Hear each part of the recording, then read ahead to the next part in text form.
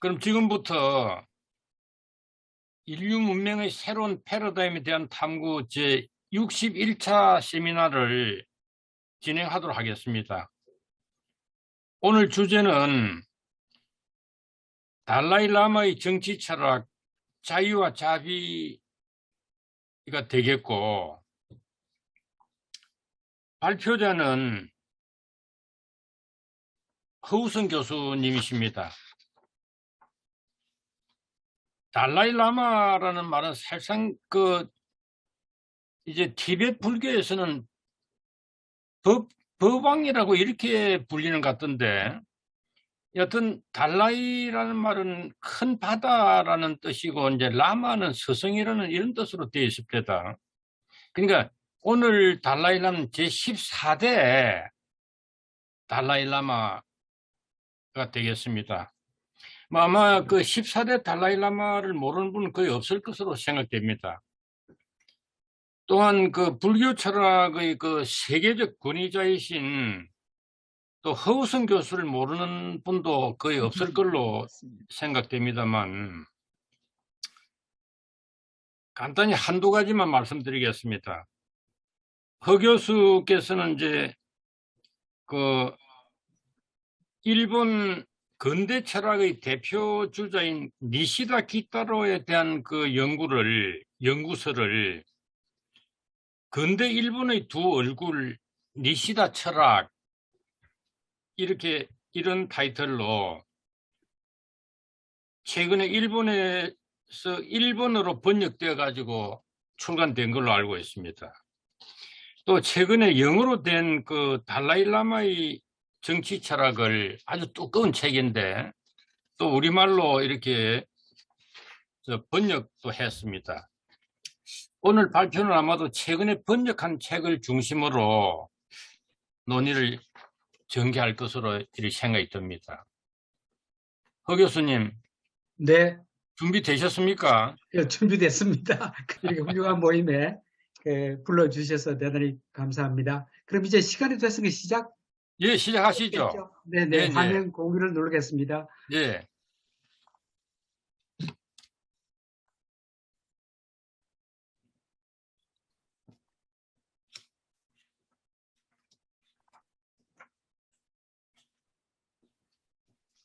그럼 지금부터 시작하겠습니다.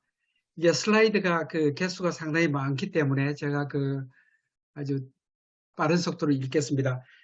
이제 사실은 달라이라마 정치 철학에 관한 제 발표는 티베트와 중국 이야기가 위주가 됩니다. 그래서 제가 이 지도를 넣었습니다. 티베트와 중국 이야기이기도 하고 여기는 암도, 그 다음에 캄 이런 지역도 다 포함되어 있습니다.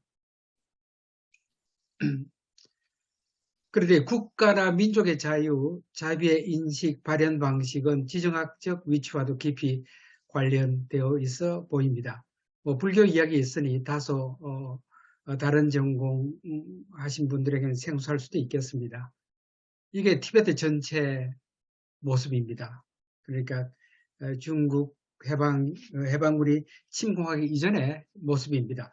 이 면적이 그 중국 전체 면적의 4분의 1 정도나 되기 때문에 중국이 포기하기가 굉장히 어려워 보입니다.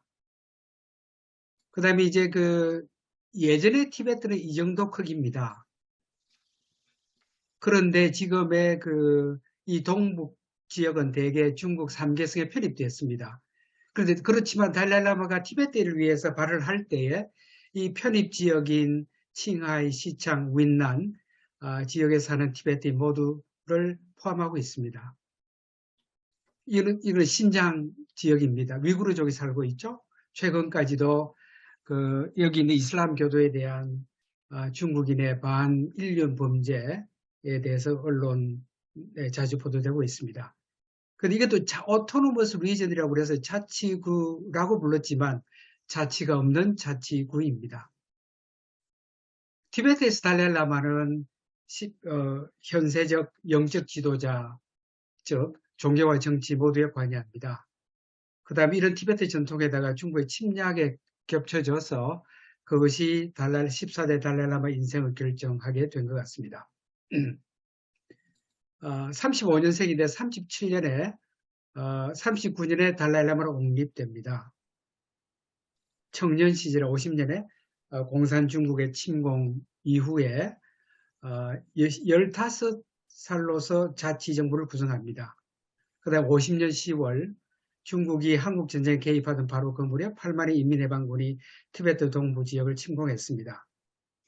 중국의 티베트 통치는 일제의 조선 통치보다 한 100배는 더 잔인한 것 같습니다. 제가 이제 아까 원장님께서 말씀하신 대로 번역했던 책이 이 책입니다. 기본적으로 저는 이제 영어본을 사용했는데 여기 나오는 많은 성명서들은 티베트로 쓰여졌다고 합니다. 이게 1959년 3월 1일 라사에서 티베트 민족 봉기가 일어나게 되고 그 다음 중국군에 의한 무력 진압이 있고 그러자 곧 달라이라마를 탈출하게 됩니다. 3월 10일만 되면 달라이라마는 일종의 정치 성명서를 발표합니다. 그 이외에도 뭐 스트라스부르의 유럽 의회 연설 또는 미국 국회 그런 연설문이 많이 포함되어 있습니다. 이게 달라이라마 어릴 때 같아요. 어머니고 아버지고 이 달라이라마입니다. 근데 모친에 대해서는 자주 이야기해요. 화내는 모습을 본 적이 없다고 그럽니다. 이 달라이라마 옹립 직후 4살 때 모습 같습니다. 이건 19살에 달라이라마는 가족과 함께 중국으로 가서 몇 달 머뭅니다. 마오쩌둥을 여러 번 만나요. 이게 달라이라마고 마오쩌둥, 이 사람 판첸 라마라는 또 다른 티베트인인데 논란이 많은 인물입니다. 이게 달라이라마, 보택동 주얼레입니다. 보택동 달라이라마. 그리고 이제 견디다 못해서 1959년에 인도로 망명합니다. 이 다람살라, 인도 북부에 있는 다람살라에 망명해서 망명 티베트 정부를 설치하고 거주하고 있습니다. 조국 티베트에 대한 달라이라마의 꿈입니다. 무기가 금지되고 사람들이 자연과 조화를 이루며 살아가는 중립적인 비무장 성역을 꿈꾸고 있습니다. 이거는 단순히 꿈에 불과한 것이 아니라 티베트가 침략당하기 전 1000년이 넘는 시간 동안 티베트의 살아온 방식이라고 합니다. 야생동물도 보호했답니다. 적어도 지난 300년 동안 우리는 티베트는 사실상 군대가 없었다고 합니다. 8세기에 국가 정책의 도구로서 전쟁을 일으키기를 포기했답니다. 그러니까 이제 중국 인민해방군의 철군, 자치, 비무장지대, 티베트 전체를 비무장지대화 하자고 그래요. 티베트 고원의 불체금지, 환경 등이 달라이라마의 조국에 대한 꿈입니다. 그리고 군대 없이 꿈의 실현이 가능할까? 이건 뭐 질문으로 남습니다. 그런데 그 달라이라마 그 자체가 종교적 현세적 지도자이고 또 티베트의 그 현대 정치 운명 때문에 또 하나는 그 달라이라마 자신의 세계사의 이해 때문에라도 달라이라마는 종교적 운동자가 될 수 없었습니다. 세계사를 이렇게 이해하고 있습니다. 그 동유럽의 평화적 민주적 운동에 깊이 감명을 받았습니다. 세계 각지의 사람들은 민주주의 믿음을 깨닫게 되었다. 그들은 마음으로부터 자유, 진실, 민주주의에 대한 열망이 인간 본성의 핵심에서 비롯되었음을 보여주었다고 합니다. 우리 모두에게 가장 큰 교훈 중 하나는 동유럽의 평화적 변화였다. 자유를 얻기 위한 투쟁을 하면서 항상 폭력에 의지해왔지만 간디와 마르틴 루터 킹의 뒤를 이은 평화적 혁명은 미래 세대들에게 성공적인 비폭력 변화의 그 사례를 잘 보여주었다고 말합니다. 인간의 본성에 대해서 여러 번 반복해서 이야기하고 있습니다. 우리들의 기본적인 자유와 진실, 민주주의에 대한 인류의 기본적인 욕망을 조회한 힘으로 결코 누를 수 없습니다. 사람들은 단순히 괴롭히고 속이고 거짓말하는 사람이나 시스템을 좋아하지 않습니다. 이런 활동들은 본질적으로 인간의 정신에 반합니다. 수많은 연설에서 이런 것을 반복 이야기하고 있습니다. 예전에는 권위적인 조직만이 인간 사회를 다스릴 수 있다고 믿었지만, 그러나 사람들은 자유와 민주주의에 대한 선천적인 욕구를 갖고 있다고 봅니다. 비폭력적 민중의 힘 운동이 출현한 것은 인류가 폭정의 지배를 용납할 수도 그 아래에서 제 기능을 할 수도 없다는 것을 잘 보여주고 있다고 말합니다. 공산주의가 이타주의를 비롯한 많은 이상을 포함한 여러 고귀한 이상을 신봉했지만 자신들의 견해를 명령하려는 지도층 엘리트들의 시도는 처참한 것으로 드러났다. 공산주의는 그들의 신념을 정진시키기 위해 무력에 의존했기 때문에 실패했어요. 결국 인간의 본성은 공산주의가 난 고통을 계속해서 감내할 수가 없었다고 말합니다. 평화와 자유에 대한 열망이 인간 본성의 가장 기저에 있다는 것과 폭력은 그것과 인간 본성과 완전히 대립된다는 것을 동유럽의 평화혁명이 보여줬다고 말하고 있습니다. 야만적인 힘을 아무리 강하게 가해도 자유에 대한 인간의 기본 욕망을 결코 억누를 수 없다. 공산주의 체제가 가능한 것처럼 사람들에게 단지 의식주를 제공하는 것만으로는 충분치 않습니다. 이 모든 것을 가지고 있더라도 우리 속 더 깊이 있는 본성을 지탱할 소중한 자유의 공개가 부족하면 우리는 그저 반쪽짜리 인간일 뿐입니다.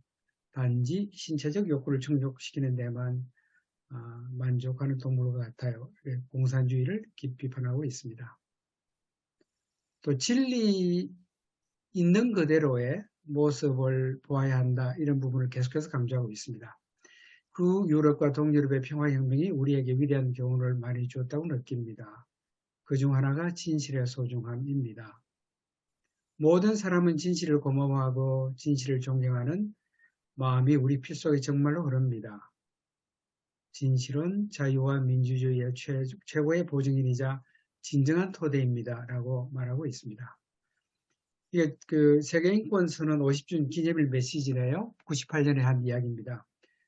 앞에서 반복한 대로 그 자유평등 존엄성을 갈망하는 것은 모든 인간의 본성. 세계인권선언에 명시된 원칙이 모든 국민과 정부가 따라야 할 자연법이라고 말하고 있습니다. 그러니까 이런 이제 저나 티베트나 세계 어느 지역에서 일어나는 인권 침해든 그것에 대한 우리가 확산되어서 용기를 얻습니다. 달랄라마의 그 세계사에 대한 견해를 보게 되면 이렇습니다. 공산주의가 있고 세속적 민주사회가 있고 이상적 성가순이 있다면 자유평등 인권 보장은 제일 보장 안 되는 게 공산사회고, 그 다음에 세속적 민주사회, 어쩌면 이상적인 성가사회는 인간의 본성에 해당되는 자유평등, 인권보장 등이 이런 순서로 더 잘 보장된다고 볼 것 같습니다. 자, 이 다음 여러 가지 이미지입니다. 나이 26세 네루 수상을 만난 사진입니다. 그 다음 네루 수상이 죽고 난 다음에 인디라 간디와 만난 사진입니다. 이 사람 라다 크리슈날입니다. 그 인도 철학하는 사람은 이 사람 잘 알려진 철학자이고 그 당시 부통령을 했습니다. 국내 이분의 그 인도 철학사가 번역 소개되어 있습니다. 74년 런던 캔터베리 주교를 만난 거고요. 바티칸 시티에서 요한 바울 2세를 만났습니다. 1989년 평화상 수상했을 때에 노르웨이 수상을 만난 사진입니다. 이제 폴란드 와르샤와 레흐 바웬사를 만난 사진입니다.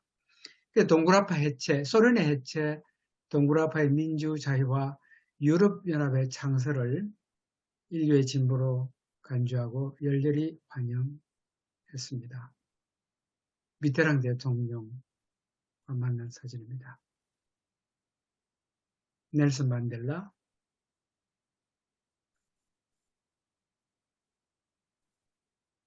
데스몬드 투투 사진입니다. 뭐, 이제 그 인종분리 정책에 반대한 사람이고, 84년에 노벨 평화상을 받은 사람이고, 이분은 이제 또 넬슨 만델라와 협업을 했습니다. 그런데 이 두 사람이 2015년에 데스몬드 투투가 그 다람살라 방문했을 때 찍은 사진입니다. 이 두 분이 함께 남긴 책이 The Book of Joy로 국내 번역 소개되어 있습니다. 예, 빌 클린턴, 부통령 엘 고어, 그 다음에 조지 워싱턴, 조지 부시 대통령 만난 사진이네요. 2007년 미 의회 금메달 수여했습니다. 이때는 이건 2001년 사진 같고요. 이 대만입니다. 두 차례 방문했습니다. 97년과 2001년인데 달라이라마의 글에는 대만과 홍콩 운명에 대한 걱정이 많습니다.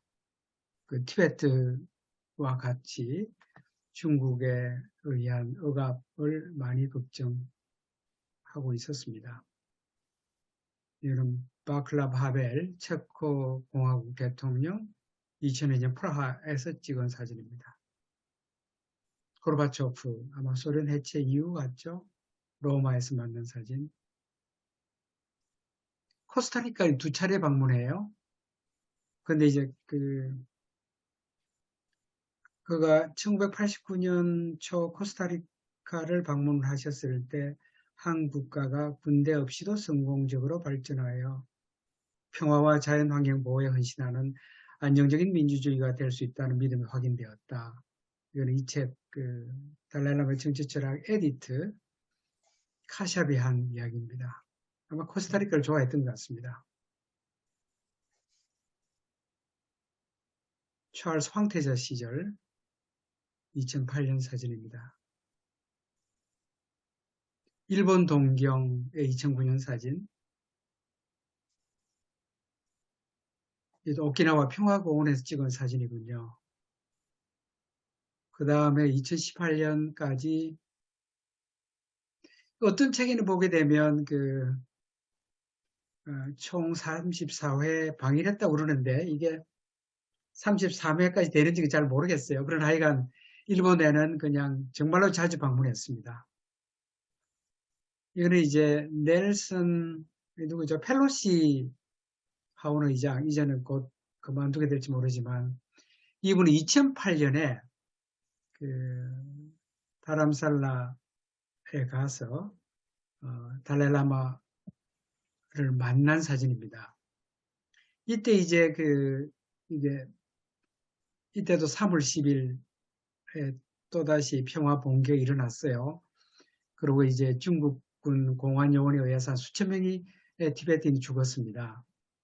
그래서 펠로시가 그 당시 한 이야기입니다. 2, 3주 전에 인도에 올 수도 있었지만 까르마인지 운명인지 모르지만 지금 당장 티베트인이 시위하고 탄압받고 사상자가 일어나는 바로 이 시점에 오게 되었다. CNN 인터뷰 내용입니다. 그 다음에 자유를 사랑하는 사람이라면 중국의 억압에 대해 중국의 티베트인에 대한 억압에 대해 말할 수 없다면 인권에 대해 말할 권리가 없다. 그러니까 이제 인권 탄압에 대한 펠로시의 중국 비판은 뿌리가 아주 깊어 보입니다. 이제 지난번에 한국에 잠시 들렀죠. 8월 3일에. 이때도 이제 타이완에 도착한 이후 미국에서 발표된 성명서가 중국에 대한 비판입니다. 중국이 타이완의 민주주의와 경제를 심각하게 위협하고 있다고 비판했다. 시진핑 중국과 주석이 인권과 법칙 무시하고 직격탄을 날리기도 했다. 하여간 펠로시의 인권에 대한 또 중국에 대한 비판은 뿌리가 깊어 보입니다. 이거는 이제 리차드 기어 같습니다. 그러니까 2008년에 다람살라에 가서 달라이라마 만난 것을 회고를 해요. 근데 그 당시에 달라이라마가 뭐라고 이야기했는가 하니 달라이라마 주위에 있는 여러 성녀 라마를 모아놓고 이런 기도를 했다고 합니다. 그녀 마음속에 있는 모든 부정적인 태도를 없애도록 기도합시다. 그래서 사실은 이 펠로시가 깜짝 놀랐다고 합니다. 이게 리차드 기어가 금년 7월 7일에도 다람살라에 가서 찍은 사진입니다.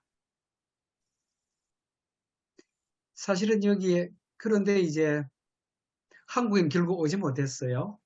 김대중 대통령 2000년에 노벨 평화상 수상을 했고, 그래서 한국의 그 불교도들은 그 기대가 컸습니다. 그래서 2011년 이렇게 그 방한 일정까지 정했는데 중국의 강력한 반대로 무산됐습니다. 그 이후에 이제 달라이라마 방한 추진위원회가 결성이 됐고 했지만 결국 실패했고 지금은 아마 아흔 직전이니까 오기 어려울 겁니다. 이 활동 백서에는 정상적인 국가 중 달라이라마가 갈 수 없는 나라는 중국과 한국이다.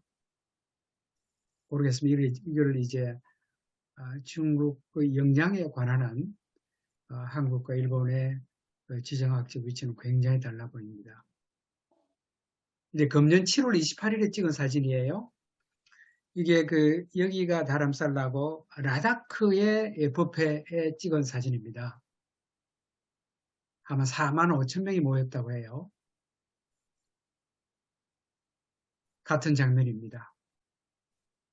국내에도 사실은 어떤 분이 유튜브로 중계 방송을 했습니다. 그러니까 달라이라마는 티베트로 말하고 또 한국인 번역자가 동시 번역을 해서 국내에 중계를 했는데 본 사람은 아마 수백 명 이내인 것 같습니다.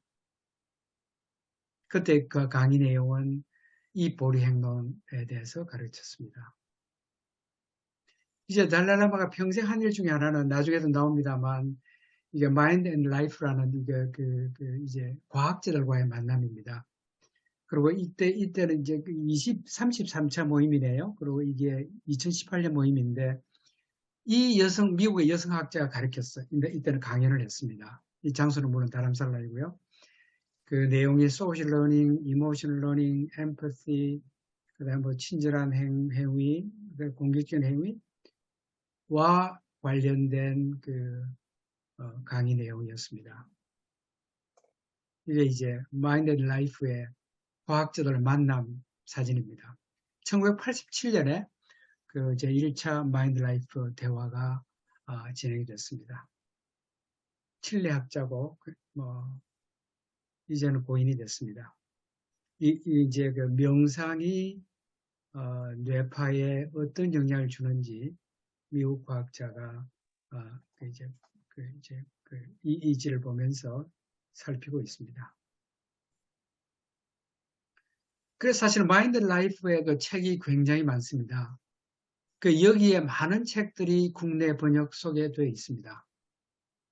그러니까 이제 어떻게 보면 새로운 불교 문화의 역수입이라고 볼 수 있겠습니다. 이제 과학자와의 만남의 한 가지 사례가 폴 에크만이라는 사람과의 만남입니다. 2000년도에 이분이 다람살라에 가서 이제 만나게 됐어요. 그리고 이제 2000년에 만났는데 자기는 달라이라마 만나고 난 다음에 평생 이제 자신이 달라졌다 이렇게 이야기해요. 그리고 2008년에는 Emotional Awareness를 공동 출판했습니다. 이 책은 번역되지 않았습니다. 그런데 폴 에크만이 표준의 심리학에서 한 이야기가 이겁니다. 명상 요가 수행은 이제 감정은 분노든지 공포든지 자동적 평가에 의해서 순식간에 의한 자동적 평가에 의해서 사람이 반응을 하는 것인데 그러나 이제 명상 요가 수행을 하게 되면 그런 자동적 평가가 반성적 평가로 바꿔지는구나 하고 에크만이 이야기합니다. 에크만이 달라이라마를 만나게 된 것은 이브 에크만이라는 딸 덕분입니다. 미국에서 가장 큰 규모의 자유 티베트 보교 클럽을 창설했는데 이 일 때문에 이 딸이 다람살로 초청을 받았는데 이제 한 사람을 대동할 수 있는 권한을 갖게 됐습니다. 그래서 이제 아버지하고 같이 가게 되는 거죠. 그래서 아까 말씀대로 하여간 에크만은 달라이라마의 만남이 자신의 영혼이 변화시켰다고 이 두 책에서 기술을 해요. 그런데 이제 이 양반이 부친에 대한 원한이 그렇게 깊습니다. 왜냐하면 엄마를 자살시켰다고 생각해요. 그래서 이제 하여간 이 아버지의 원한이 깊었는데, 그런데 이제 달라이라마 만나고 난 다음에 분노의 원천이 사라졌다. 부친에 대해 원망, 하지만 또 때때로 화를 내지만 상당히 달라졌다고 이야기합니다. 그래서 이제 에크만이 하는 이야기, 이런 이야기예요. 이건 아마 불교 수행하고도 깊이 관련됩니다만, 그 달라이라마의 명상 수행이 일부 사람들 안에서 뭔가 좋은 것을 일으키는 것 같다. 달라이라마 자신이 명상을 하는데 주위 사람이 이익을 얻는다고 에크만이 말하고 있습니다. 처음에 말씀드린 대로 이제 달라이라마의 그 직위의 성격상 영적 현세적 지도자고, 그 다음에 중국의 티베트 침공 이후, 그 다음에 또 세계사 흐름 때문에 달라이라마는 참여불교를 할 수밖에 없었습니다. 그 다음 또 하나는 이 말을 거듭거듭 반복하고 있습니다. 모든 인간의 행복을 원하고 고통을 피한다는 공통 성향에 대한 그의 인식, 이것 때문에 인류 전체를 위한 불교를 하게 된 것 같습니다. 탐진치, 이거는 뭐 탐욕, 분노, 어리석음, 이게 불교에서 말하는 삼독인데, 모든 중생은 이 삼독을 가지고 있다고 그래요. 이런 공격성, 경쟁심, 이게 호전성으로 나타나는데, 이것들이 과거보다도 현대 상황에서는 더욱더 효과적으로 시행되고 있다고 말하고 있습니다. 티베트 불교는 기본적으로 대승불교 전통입니다. 그래서 사랑과 자비가 세계 평화의 도덕적 뼈대로 느끼면서 행동합니다. 이제 그 일반적인 애착하고는 좀 다른 게, 아내, 남편, 자녀 또는 가까운 친구에 대한 사랑은 보통 애착을 바탕으로 합니다. 근데 이건 진정한 사랑으로 보기 어렵습니다. 진정한 사랑은 애착이 아닌 이타심에 기반을 둡니다. 이 경우 여러분의 자비심은 한 존재가 계속 고통을 받고 있는 한 그 고통에 대한 인간적인 반응으로 남을 거다. 그러니까 한정된 자비심, 애착을 무한한 양으로 발달시켜야 한다고 말합니다. 적을 향해서도 가질 수 있어야 된다고 말하고 있습니다. 이게 불교 이야기입니다. 이게 나마루빠라는 말인데요. 이게 이제 명은 정신적 요소 부분이고 색은 육체적 부분입니다. 불교에서는 이게 이 명색을 늘 한 단어로 사용해요. 물론 중국인이 그 나마루빠라는 범어를 명시로 번역했죠. 그러니까 이제 이게 명색, 육체와 정신이 둘이 아니다라는 이런 생각은 이성주의자에게는 굉장히 심각한 돈이 될 것 같습니다. 그래, 화가 난다, 뭐 호흡이 거칠다, 그럼 심호흡하라. 그러면 이제 신체 조절이 마음 조절로 연결된 이런 것 때문에 아마 명상, 뇌 활동 연구에 지대한 관심을 갖게 된 것 같습니다. 이게 또 초기 불교에 나오는 이야기입니다. 인간은 하나의 인격은 5가지가 모여진 거다. 이게 5가지 중에 색, 수, 상, 행식이에요. 색은 신체, 수는 느낌이고, 상은 생각이고, 행은 생존 욕구, 형성력, 일종의 강력한 힘, 포스고, 의식인데, 이건 이제 단순히 이론적인 거고, 보통의 경우는 탄생부터 색수상 행식이 늘어났다가 불교 가르침을 듣고 수행하게 되면 그 성제자라고 그러고, 이게 색수상 행식의 크기가 최소치에 이르게 되면 그때부터 아라한이 된다고 말합니다. 그래서 불교 수행의 목적은 이제 오온을 감소시키는 것이라 할 수 있겠습니다. 달랄라마의 오온 감소법이에요. 이렇게 이야기하면 나의, 나라 이런 단어 많이 사용하면 사람들 심장마비의 위험이 더 크다고 합니다. 이 말 배후에 숨겨진 태도는 자기 자신만을 생각하는 것이니까 자기 자신에 대해서만 생각하면 아무리 사소한 문제라도 견딜 수 없을 거라고 말합니다. 그 타인의 안정에 대해서 더 많이 생각하면 여러분의 마음이 더 열리고 스스로의 문제는 대수롭지 않게 보입니다. 자비로운 태도는 당신의 마음을 정말로 넓혀줍니다. 그것이 우리의 내적 평화의 차이를 만듭니다. 그게 바로 우리 내적 평화의 근간인 인간적 가치를 정진시키는 길입니다. 건강한 신체와 더불어 행복한 삶의 정말 중요한 요소입니다. 런던 에서 한 연설 내용입니다. 그런데 이제 만일에 그 한국의 성철 스님의 가르침과 조금 다른 거는 달라이라마에게는 오온 감소는 해탈이 아니라 자비로 연결됩니다. 해탈보다는 자비심을 강조하고 있습니다.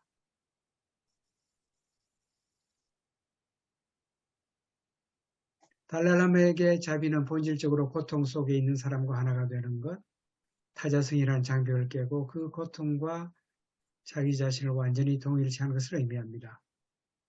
이는 카샵 이야기네요. 월트 휘트만 표현대로라면 나는 상처 입은 사람에게 어떤 기분인지 묻지 않으며 나 스스로 상처 입은 사람이 된다. 이런 것이 아마 달라이라마의 자비심으로 이해한 것 같습니다. 부처님의 가르침이 개인의 삶 속에서 내면의 평화로 이어질 뿐만 아니라 국가 간의 평화로 이어진다고 믿고 있습니다.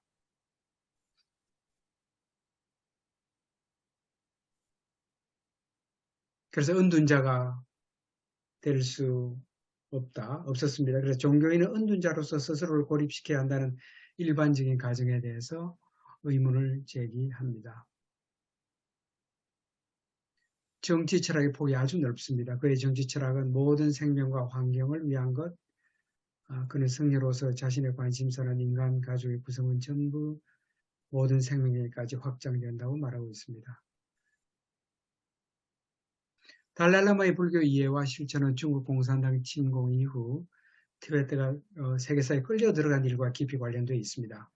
50년 중국 인민해방군 이 동부 티베트 침공 이후 70년 동안 억압, 민족의 정체성 박탈, 살인, 고문 등의 고통이 이어져 왔습니다. 그리고 달라이라마 스스로는 인도의 망명 이후에 인도의 민주주의, 서구의 자유개방사회와 중국의 권위주의적 전체주의 정치체제를 비교 대조해서 경험하고 있습니다. 58년 이제 그 티베트 동부 지역에 중국 해방군이 침공한 다음에 그 잔혹 행위를 자서전에서 자세히 기술하고 있어요. 온갖 종류 고문입니다. 그 다음에 성녀들은 대중 앞에서 독신세약을 부정하도록 강요당하고 심지어 다른 사람을 죽이도록 강요당했고 비구니 성녀에 대한 성적 고문도 있었습니다. 사실 이게 심재룡 교수님이 이미 막 고인이 됐습니다만 이게 자서전을 90년에 이미 번역하셨어요. 그러니까 심 교수님께서 일찌감치부터 티베트 불교에 대해서 관심이 깊었던 것 같습니다. 그래서 이제 여러 번 반복해서 하는 이야기가 총 인구의 6분의 1 정도, 6분의 1, 100만 이상이 대학살 당했다 이렇게 보고 있습니다. 그러니까 정말로 화해하자면 중국군 철수하라 그렇게 이야기하고 있습니다. 그 다음에 이제 중국의 지도자가 오늘날 점령 지역을 식민지로 지배하려고 하는 것은 시대착오적이다. 소수민족 전원에게 만족스러운 이익이 있을 때 비로소 진정한 거대연합이나 연대가 자발적으로 생길 수 있다.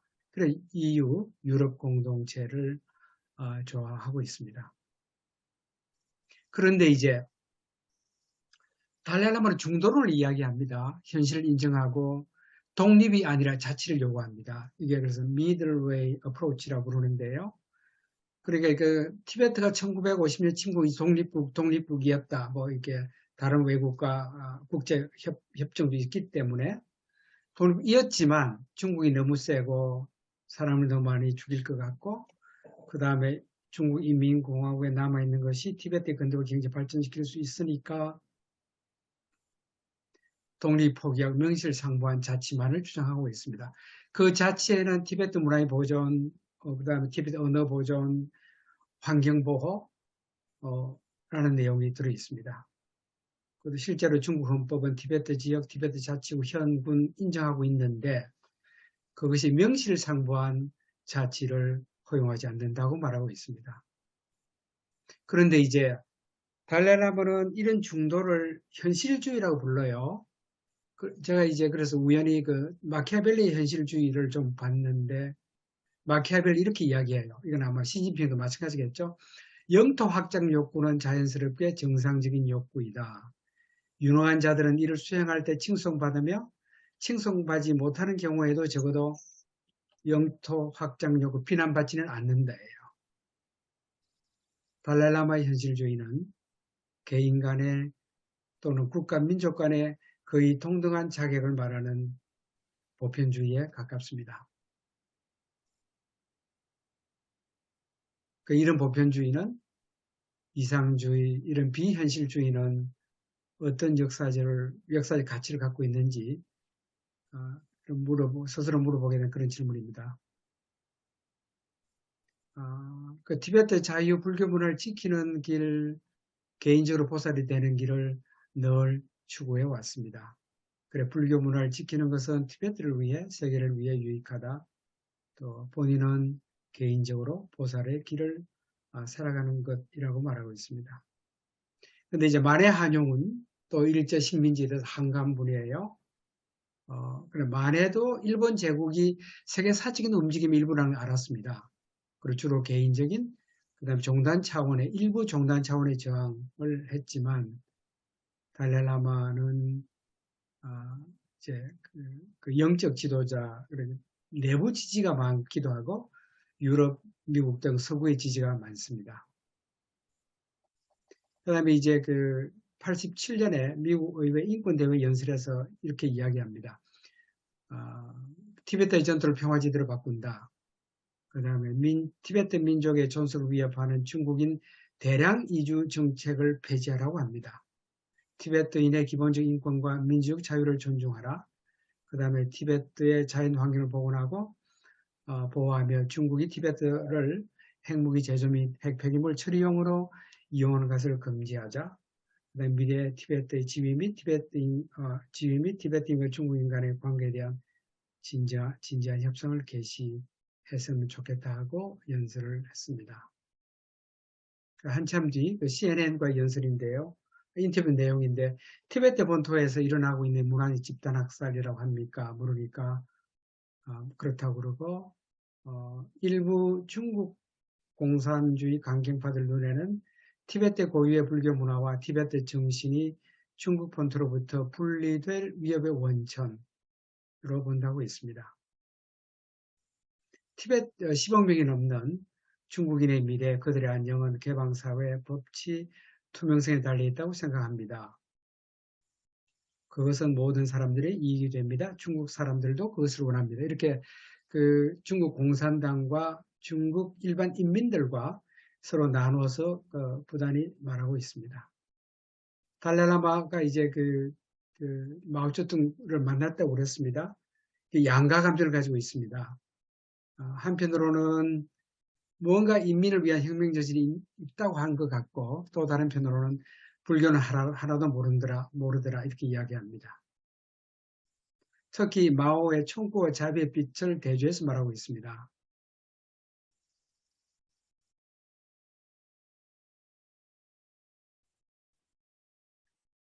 마오 주석은 정치적인 힘을 청구에서 나왔다고 말하지만 그는 부분적으로 옳다.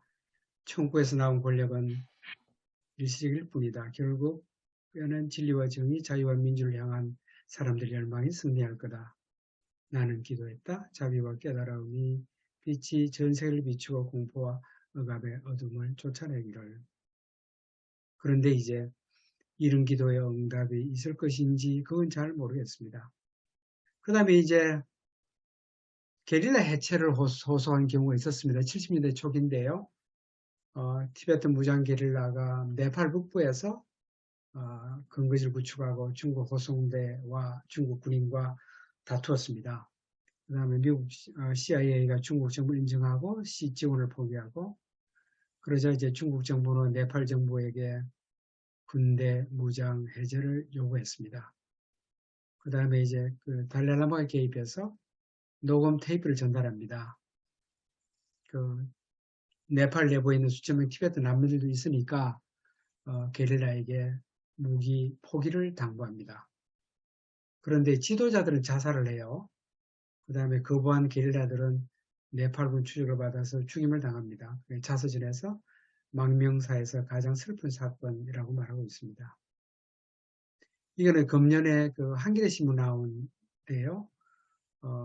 시창 자치구 출신의 티베트 청년입니다. 아이돌 가수였다고 그래요. 26살. 라사에서 분신 자살 했다고 나중에는 망명정부가 인정했습니다. 물론 중국 정부는 인정하지 않아요. 분신 자살했는데 다 죽지 못한 상태에서 공안요원에 끌려갔고 그러나 아마 결국 죽었다고 망명정부는 인정하고 있습니다. 이제 분신 자살한 어떤 이게 그 티베트인의 이야기입니다. 우리가 과거를 돌아보면 패배, 분노, 고뇌와 눈물의 흔적밖에 안 보인다라는 글을 남겼습니다. 이게 그 MBC 인터뷰어가 티베트 달라라마에게 분신 자살에 대해서 문의하면서 한 말입니다. 예, 자서전이고요. 이 자서전에 보게 되면 자서를 왜 썼을까? 공동의 미래를 건설하기 위해서다. 이렇게 이제 늘 철저하게 미래지향적입니다. 이게 이제 89년에 노벨 평화상 수락연설에 한 말이에요.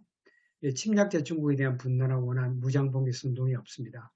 나는 억압자와 친구를 포함한 우리 모두를 위해 인간적인 이해와 사랑을 통해 보다 나은 세계를 건설하는데 우리 함께 여기에는 함께 성공하도록 할 수 있도록 기도합니다. 우리 함께는 중국인도 포함되고 있습니다. 그 다음에 중국 지도자를 위한 기도문 60년도에 학생들에게 이렇게 기도하게 했습니다. 그들이 옳고 그름을 분별하는 지혜의 눈을 얻고 우정과 사랑의 영광 속에 거하기를. 그 다음에 이제 이 이야기는 2008년 라사 시위의 수천 명 죽음 직후에요.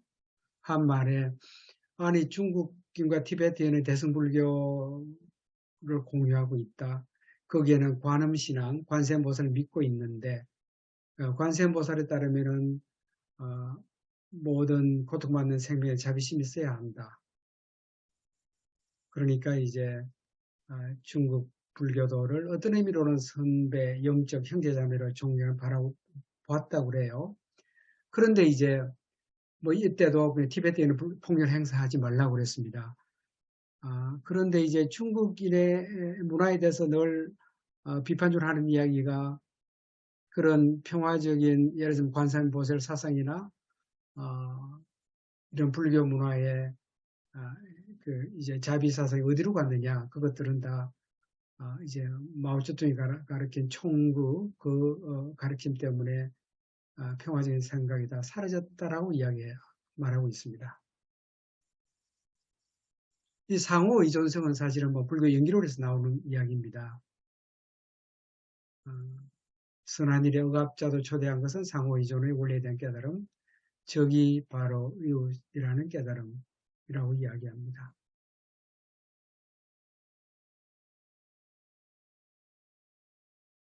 이게 이제 88년에 한 연설인데도 뭐 오늘날에도 적합한 연설처럼 보입니다. 오늘날 우리는 참으로 상호 의존적인 세계에 살고 있습니다. 한국과 문제는 더 이상 그 국가 혼자의 힘만으로 해결할 수 없습니다. 보편적인 책임감이 없다면 우리의 생존 자체가 위험합니다. 그러므로 저는 세계 여러 국가 사이에 더 나은 이해와 더 긴밀한 협력, 더 큰 존중이 필요하다고 항상 믿어왔습니다. 그리고 유럽 의회는 좋은 사례입니다. 라고 말했습니다. 아까 한 내용과 연결됩니다. 중국 인민공화국은 13 국민에 속하는 거다. 그러니까 그들에게 그런 내부 이제 국민이 충분히 알게 되면 그들은 선악을 구분할 능력을 갖게 됩니다. 검열과 정보 제한은 기본적 인간의 고귀함에 대한 모욕입니다. 라고 중국 통치 체제를 비판하고 있습니다. 그러니까 표현의 자유, 언론의 자유는 필수다. 그리고 통치 체제에서 투명성은 부패를 견제하는 데 도움이 된다고 말하고 있습니다. 중국에서 도덕적 영적 분야는 완전히 텅 비었고 그들은 돈과 힘만을 생각한다라고 비판하고 있습니다. 중국이 선택해야 한다고 그래요. 국제사회 평화 지도 이론이 되자면 둘 중에 하나를 하자면 하나는科技수 군사력과 경제력을 통해 스스로 규정할 것인지 아니면 보편적인 인간의 가치와 원칙에 전념하고 그것들을 통해 자신의 힘과 위대함을 규정하기로 할 것인지를 중국은 선택해야 한다라고 말하고 있습니다. 이게 이제 이게 달라이라마가 자주 하는 명상입니다. 3시 반쯤 일어나서 이런 명상을 한다고 그래요. 똥내 명상인데 주고받기 명상. 적의 의심이나 분노를 받아들이고 대신 나의 신뢰와 자비를 준다는 명상인데 그럼 나중에 이렇게 고백해요. 이런 명상이 상대에게는 아무 영향을 주지 않더라예요. 하지만 본인은 편해지더라 이렇게 고백합니다. 그런데 이제 사실은 자신이 편해지면 상대에 대해 관대해질 수 있고 그러면 대화나 타협의 가능성이 있을 것으로 보입니다. 그런데 이거는 또 이제 마음 바꾸기에는 그런 기도보다는 논리적 사고가 더 유효하다 그런 말도 하고 있습니다.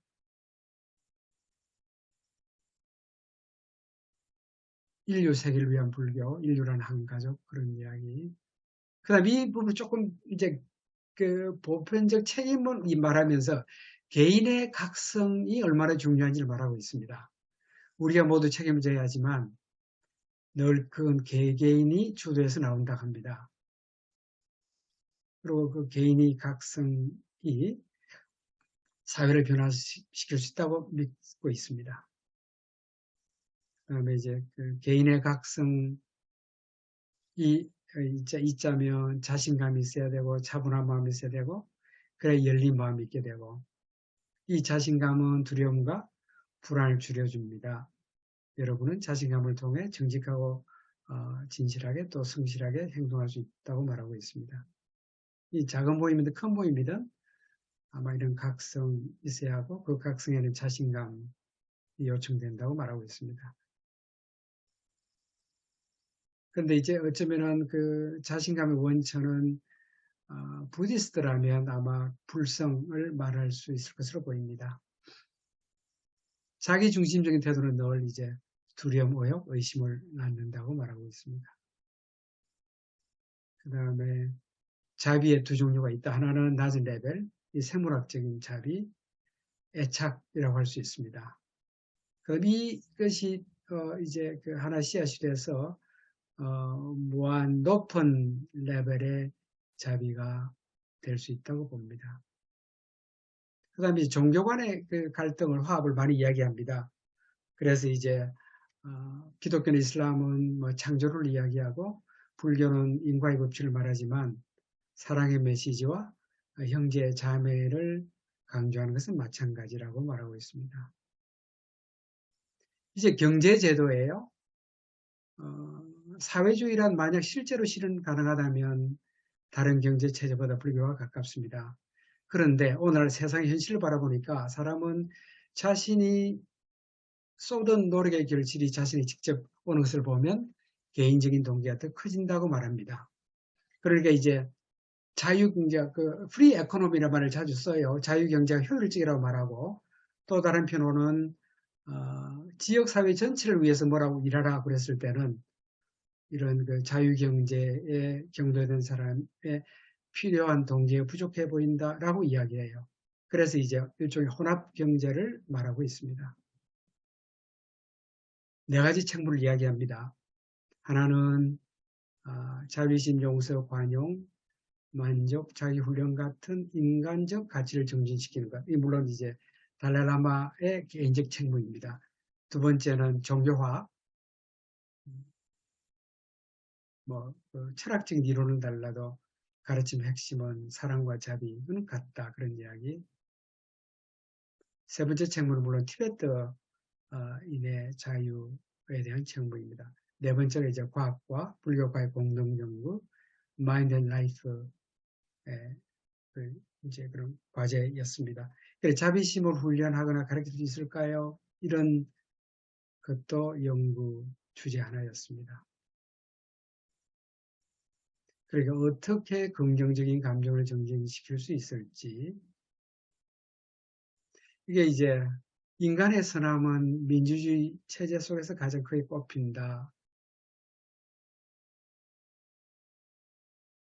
민주주의적 가치와 인간의 선함과 관련된 근본적인 가치 사이에 밀접한 관계가 있다고 믿고 있습니다.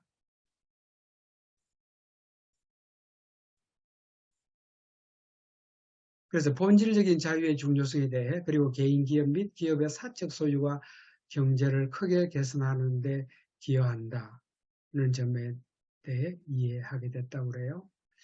그리고 불교와 민주주의는 둘 다 다양성을 인정하더라 해요. 불교 내부에도 여러 가지 종류의 불교가 있습니다. 그 다음에 이건 이제 우리에게서는 중요한 이야기인데요.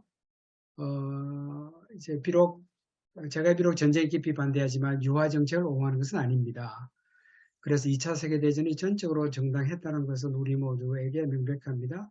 윈스턴 처칠의 적절한 표현처럼 그것이 나치 독일의 포갑으로부터 문명을 구원했다. 한 가지 하고요. 그 다음에 한국전쟁 또한 한국인 민주주의를 점진적으로 발전시킬 기회를 주었기 때문에 정당하다고 말합니다. 아마 한국 그 방한 문제가 거론됐을 때 한국사를 조금 배운 것 같습니다. 이건 뭐 시적인 표현이에요. 예를 들어 봄이 오면 해가 길어지고 햇빛이 많아져서 풀과 나무가 살아나고 모든 것이 매우 생생해지면 사람이 행복하고 요새같이 가을철에 잎이 하나둘씩 떨어지고 아름다운 꽃들이 모두 죽어서 헐벗은 식물에 둘러싸이게 되면 별로 즐겁지 않다고 그래요. 이거는 이제 인간 본성이 무너지거나 죽거나 파괴되는 싫어하고 그러니까 모든 파괴적인 행동은 우리 본성에 반한다. 이렇게 말하고 있습니다. 최초의 자비는 엄마 사랑에서 배운다고 그래요. 이건 아마 달라라마의 자신의 엄마에 대한 경험과도 관련이 되는 것 같습니다. 물론 제한적이에요. 그리고 이제 어린아이들이 집에서 사랑을 많이 받아야 자신감이 생긴다. 그래서 말하고 있습니다. 그 다음에 이제 분노, 증오, 공포는 면역체를 손상한다. 그러니까 오래 살려면 자비심 많아야 된다. 그런 이야기 같습니다. 자비가 표출된 것이 비폭력. 이제 중국은 일반적으로 교양 있고 건면하며 그들의 문화에는 항상 연장자와 품을 존경합니다. 그런데 그런 문화 유산이 파괴됐습니다. 공산당 지도부를 이제 비판하는 이야기입니다. 적은 소중한 우리의 서성, 오직 우리의 적들만이 우리가 관용과 인내와 자비를 키우는 데 필요한 도전을 해온다. 기독교 이야기합니다. 한쪽 뺨을 때리면 다른 쪽 뺨도 돌려준다. 이야기.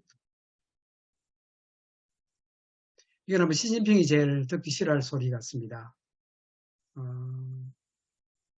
구소련과 마찬가지로 중국은 다민족 국가이며 팽창주 이념으로 자극받아 인위적으로 건설되었으며 오늘날까지 식민지 방식의 무력으로 통치되고 있습니다. 그런데 8천만 명의 소위 소수민족, 또 55개인가 바람 역시 성공적으로 충족시키는 데 있습니다. 인류의 5분의 1이 사는 아시아의 중심부에 진정한 행복이 돌아오기 위해서는 현재의 중화인민공화국 대신에 다원적이고 민주적이며 상호 협력적인 주권 국가들의 공동체가 자리 잡아야 한다고 말하고 있습니다. 시진핑, 여기 제가 번역한 책이 2013년이 마지막이니까 중국의 새 지도부가 막 등장하던 찰나였습니다. 그래서 그때까지 판단을 안 하고 있었어요. 이거는 이제 뭐 여러분 다 아시는 대로 그 금년 10월 17일 그 시진핑 연설 내용입니다. 상권 분립 다당제 시장보다 마르크스주의 강조한 내용. 그다음 1년 전에 그 라사를 방문한 사진입니다. 시진핑이고. 그다음 무장해제, 핵무기를 먼저 제거하고 생화무기, 그 다음에 공격무기, 마지막으로 방어무기를 제거해야 한다고 말하고 있습니다. 이제 까르마 이야기 조금 하고 말겠습니다. 이게 재생 환생이 일어난 두 가지 방식에 대해서 이야기해요. 하나는 이제 까르마와 파괴적인 감정의 지배 아래 있을 경우의 재생, 또 다른 재생은 자비와 기도 힘에 의한 재생입니다. 보통의 경우는 이제 일입니다. 무명에 의해서 긍부정적 까르마가 만들어지고 그 흔적 의식이 남게 되고 그것이 재활성화돼서 우리를 내생으로 봅니다. 대부분은 그런지 모르겠습니다. 그렇지만 이런 평범한 좋은 존재들도 우리같이 평범한 존재들도 일상적인 삶에서 긍정적인 소망을 갖고 유독한 행위를 하게 되면 더 높은 곳에 태어날 수 있다고 말합니다. 이제 또 다른 재생 방식의 깨달음의 길을 얻은 우월한 보살들은 중생에 대한 자비심 덕분에 타인에게 도움을 주겠다는 기도의 근거에서 재생한다고 말하고 있습니다. 이런 경우에는 이제 부모를 선택하고 재생의 장소, 시간까지 선택할 수 있다고 말합니다. 그 다음에 이제 큰 실수를 안 했지만 매일 작은 실수를 한다고 그래요.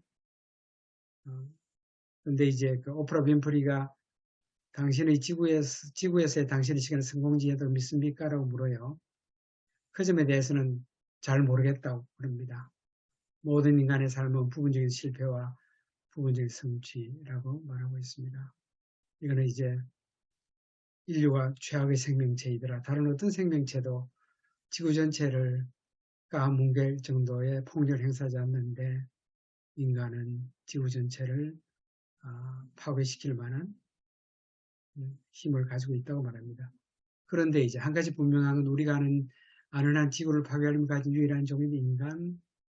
그렇지만 지구를 파괴할 능력이 있으면 지구를 보호할 능력도 있다고 말하고 있습니다. 이게 이제 이 달라이라마 이 기도문으로 제가 조금 시간이 경과했는데 제 말씀을 끝내겠습니다. 이 산티데바라는 사람은 인도 승리학자예요. 그런데 이 사람의 이 보리행론이 티베트 불교에 막대한 영향을 준 것 같습니다. 자, 이것으로 제 말씀을 끝내겠습니다. 감사합니다. 예, 허 교수님 수고 많으셨습니다. 아이고, 시간이 조금. 예, 우리 다 같이 박수 한번 쳐서 좀. 아이고, 감사합니다. 예, 수고 많았습니다. 예, 아주 달라일라마 14대 달라일라마의 그 다양한 그 측면을 아주 좀 자세하게 이렇게 말씀해 주신 것 같습니다.